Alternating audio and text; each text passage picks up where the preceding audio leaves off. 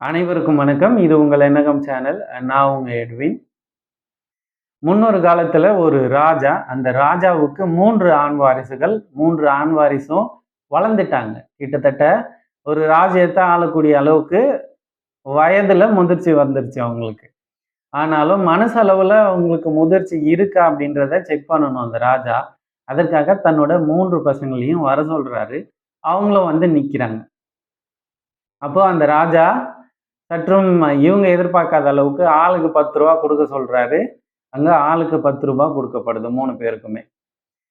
அப்போ அவர் என்ன சொல்றாரு, இந்த அரண்மனையில ஒரு குறிப்பிட்ட சைடுல 3 ரூம் இருக்கு.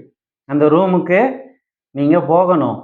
இந்த ரூ. 10 எடுத்துட்டு போகணும். இந்த ரூ. 10 என்ன பொருள் வாங்கி அந்த ரூம ஃபுல்லா நீங்க நிரப்பீங்களோ தெரியாது. அதாவது அந்த ரூம் முழுமையா நிறைஞ்சிருக்கணும். ஆனா இந்த ரூ. 10 தான் நீங்க என்ன பண்ணணும் அப்படின்னா பொருள் வாங்கணும் அப்படின்னு சொல்லிட்டாரு. அப்போ முதல் பையனுக்கு ஒன்றும் புரியல. முதல் பையன் யோசிச்சாரு. அவருக்கு என்ன தோணுச்சோ அதை போய் வாங்கி வந்து அவருக்குன்னு ஒதுக்கப்பட்ட அந்த அறையில நிறைச்சு வச்சிருந்தாரு.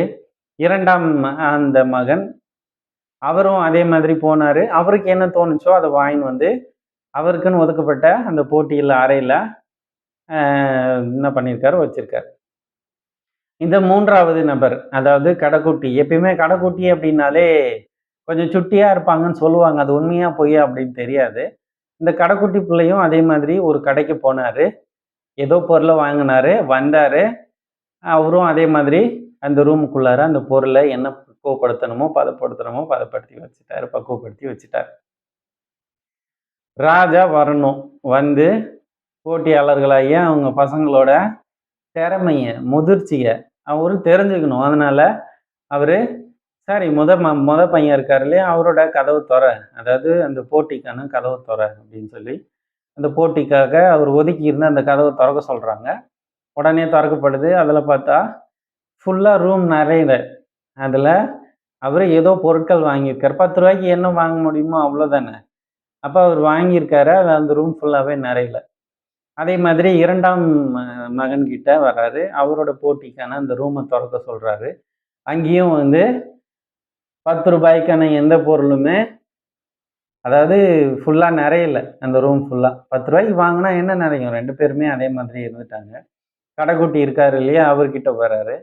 அப்போ அவரு தன்னோட அந்த போட்டிக்கான அந்த கதவை திறந்து விடுறாரு. அப்போ பார்த்தீங்கன்னா உள்ள இருந்து ஒரே புகை. அவர் என்ன பண்ணாருன்னா, கடைக்கு போயிட்டு ஒரு ஊதுவத்தி பாக்கெட்டு கொடுங்க அப்படின்னு சொல்லிட்டு அந்த ஊதுவத்தி பாக்கெட்டை வாங்கின்னு வந்து பற்ற வச்சு அந்த ரூம் ஃபுல்லாவே புகை மண்டலமா ஆக்கிட்டார். அப்போ அறிவில், முதிர்ச்சியில தன்னோட கடைசி பையன் தான் சிறந்தவன் அப்படின்னு சொல்லிட்டு அந்த நாட்டோட இளவரசனா, அடுத்த அரசரா வந்து தன்னோட கடைசி பையனை அந்த ராஜா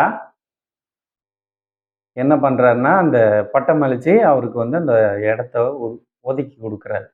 அன்பிற்குரியவர்களே, நம்ம வந்து எப்படி இருக்கணும் அப்படின்னா இந்த மாதிரி தான் இருக்கணும்.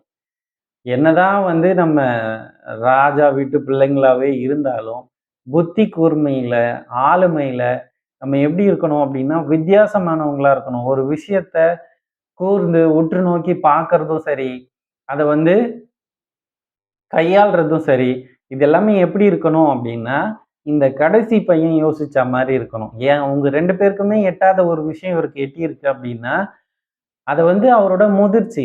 என்ன பண்ணா அந்த ரூமை ஃபில் பண்ண முடியும் அப்படின்றது அவரோட முதிர்ச்சி, அவரோட ஆளுமை தன்மை. அந்த மாதிரி தான் நாமளும் இருக்கணும் அப்படின்னு சொல்லி இந்த கதையை முடிச்சுக்கிறேன். தேங்க்யூ.